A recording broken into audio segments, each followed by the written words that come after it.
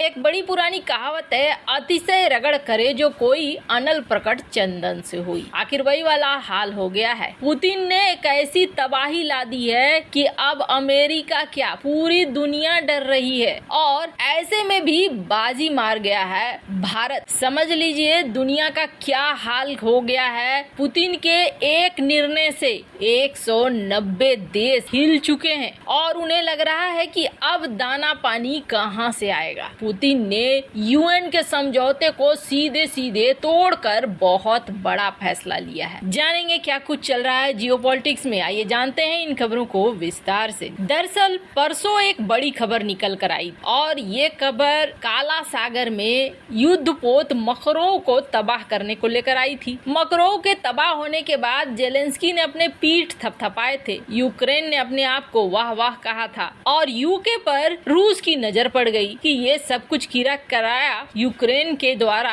UK का है, मतलब सारे मिली भगत करके रूस को तबाह करो। लेकिन क्या रूस प्रत्युत्तर नहीं देगा? हर क्रिया का प्रतिक्रिया होता है और जब रूस जैसे देश हो तो बड़ी प्रतिक्रिया की उम्मीद होती है और ऐसा ही हुआ। लेकिन इतनी बड़ी प्रतिक्रिया देगा रूस, ये इन्होंने सोचा नहीं था। रूस के इस प्रतिक्रिया से एक नहीं दो नहीं बल्कि पूरी दुनिया हिल गई है और स्थिति ऐसी आ गई है कि कुछ ही दिनों में बिलबिलाने की, रोने की और मरने की बारी आ जाएगी। जी नहीं, रूस ने कोई परमाणु हमला नहीं किया है बल्कि उससे भी बड़ा वाला हमला किया है। पहले तो क्रीमिया में रूस का जो पुल है उस पुल को उड़ा दिया। यहाँ पर रूस बर्दाश्त कर जाएगा क्या? उसकी बेइज्जती हुई। फिर यूक्रेन आगे बढ़कर काला सागर में बहुत सारे ड्रोन का अटैक करने लगा। फिर क्रीमिया पहुँच गया। क्रीमिया पर इसने हमले करने शुरू कर दिए। क्रीमिया पर हुए हमले में कथित तौर पर जो पोर्ट था जहां से सेना का साजो सामान आता जाता था रूस का, वो तबाह हो गया। ऐसे में युद्धपोत तक पहुंचना या फिर उस इलाके की सुरक्षा करना रूस के लिए थोड़ा मुश्किल भरा जरूर हो गया। अब इसके बदले में रूस ने सबसे बड़ा कड़ा एक्शन लिया है। दरअसल हुआ क्या था, जब ये लड़ाई शुरू होने लगी ना, अनाज की कीमतें बेतहाशा बढ़ने लगी, तब यूएन बीच में कूदा था और यूएन ने बीच में कूद कर ये कहा था कि नहीं नहीं ऐसा कुछ मत करो। हुआ क्या था, रूस ने यूक्रेन के सारे पोर्ट को कर दिया था सील। वहाँ पर अपनी नौसेना की कर दी तैनाती। सबसे पहले पोर्ट पर ही कब्जा करना शुरू किया था। यूक्रेन के अधिकांश पोर्ट पर कब्जा कर चुका था। ये बीच युद्ध की बात है, शुरुआत और उसके बाद के कम से कम 1-1.5 महीने 2 महीने के बीच की बात। तब यूएन बीच में आया। यूएन ने देखा हाहाकार मचने लगा है, लोगों के पास अनाज नहीं पहुंच रहा है। ये है कि यूक्रेन को कहा जाता है यूरोप का बास्केट ऑफ ब्रेड, यानी कि रोटियां यूक्रेन ही देता है दुनिया भर को। बात भी सही है। गेहूं की पैदावार रूस और यूक्रेन में इतना ज्यादा होता है कि यहाँ से ही आधी दुनिया को अनाज जाता है। यूएन ने मध्यस्थता किया और कहा नहीं तुम ऐसा करो, रूस कम से कम इनके पोर्ट को छोड़ दो जहाँ से ये दुनिया को खाना दे सके। दुनिया का खाना रोकना अच्छी बात। आखिरकार रूस भी मान गया। रूस ने भी कहा ठीक है, हम अब 9 करोड़ टन से अधिक का जो भी हम इनके पोर्ट छोड़ देते हैं, यहाँ से ये अपने कंटेनर को आराम से ले जा सकते हैं, अपने चीजों को बेच सकते। सब कुछ ठीक हो गया। अब इस समझौते की वजह से यूक्रेन ने 9 करोड़ टन से अधिक अनाज बेचे और धीरे धीरे दुनिया भर में जो खाद्यान्न थे उसकी कीमतों में कमी आई। यूएन की ये बहुत बड़ी उपलब्धि थी जो रूस यूक्रेन की इस लड़ाई में उसने ये समझौता करवा दिया था। लेकिन अब समस्या ये हो गई कि जैसे ही रूस ने ये हमला देखा, रूस को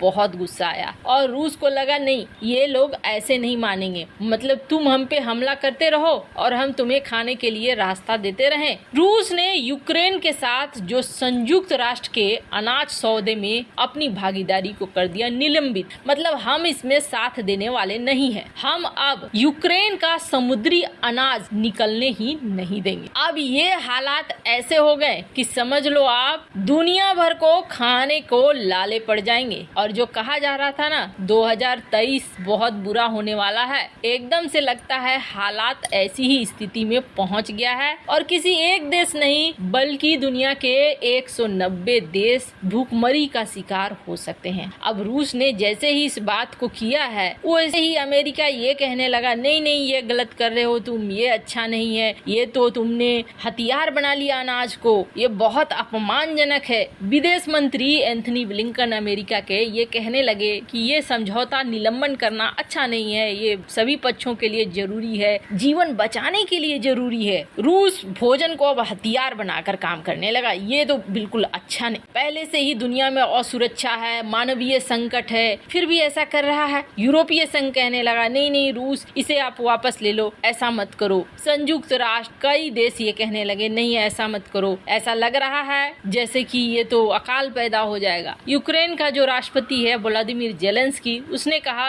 रूस चाहता है अफ्रीका में, मध्य पूर्व में, दक्षिण एशिया में एक अकाल पैदा हो जाए। रूस उसी दिशा पे चल रहा है। रूस यूक्रेन युद्ध अगर ऐसे ही चलता रहा तो ये तो जरूर है कि रूस और अमेरिका की ये लड़ाई दुनिया को तबाह जरूर कर देगी। खैर, इन सब के बीच में आप सोचेंगे कि रूस ने इतना बड़ा फैसला लिया तो भारत पर भी तो कुछ न कुछ असर होगा। बिल्कुल होगा, कुछ न कुछ असर तो भारत पर होगा। लेकिन भारत ने इससे पहले ही एक बड़ा कदम उठा लिया है। आपको बता दें, भारत गेहूं का निर्यात करता है, लेकिन भारत ने गेहूं के निर्यात में बैन लगाया था, फिर उसके निर्यात को बढ़ावा दिया। पर इस बीच एक ऐसा फैसला लिया है जिस फैसले को माना जा रहा है कि भारत की अर्थव्यवस्था के लिए ये बहुत तगड़ा वाला है। आपको याद होगा एक बार क्या हुआ, अमेरिका ने जब प्रतिबंध लगाया कि रूस के पेट्रोलियम उत्पाद भी नहीं खरीदेंगे, तब भारत की किसी कंपनी ने रूसी तेल से पेट्रोलियम उत्पाद बनाकर पश्चिमी देशों को बेचा था, ऐसा आरोप लगाया अमेरिका ने। और अमेरिका ने कहा था कि हमने वो शिपमेंट कैंसिल कर दी थी जब हमने जाना था कि दरअसल इसका जो मेन रूस से आया है, रूस की चीजों को यहाँ पर फिर से प्रोड्यूस करके भारत ने बेचा है। अब ये कितनी सच्चाई थी वो ही जाने। लेकिन अब एक ऐसा मौका आ रहा है जैसे इन देशों को अब मांगना पड़ेगा भारत से, भैया तुम ही दे दो। क्योंकि भारत ने रूस से गेहूं खरीदना शुरू कर दिया है इस घटना से पहले से ही, और भारत इसका आटा बनाकर उसको री एक्सपोर्ट कर रहा है। अब इससे क्या होगा, इससे एक तो भारत का अपने लिए भी मुनाफा है। अब भारत यहाँ तक कि रूस से ये बात कर रहा था कि हम एक जॉइंट वेंचर बना लेते हैं जिससे कि हम गेहूं को इस तरीके से बेच सके। मतलब यहाँ पर अगर गेहूं बेचना बंद करता है रूस यूरोपीय देशों को, तो ये बिक कर आएगा किधर, भारत जैसे जो उसके दोस्त हैं उन देशों में आएगा, और ये देश फिर री एक्सपोर्ट कर सकते हैं और री एक्सपोर्ट करके बहुत सारा माल बना सकते। इसका कि ये टास न्यूज एजेंसी ने कहा है कि भारत और रूस इस तरीके की बात कर रहे हैं जिसमें कि ये री एक्सपोर्ट कर सकें और गेहूं को खरीद सकें। वैसे आपको क्या लगता है, भारत का ये निर्णय सही है या नहीं है? कमेंट कर अपनी राय जरूर बताएं। जल्द मिलते हैं अगले वीडियो में नई खबर के साथ।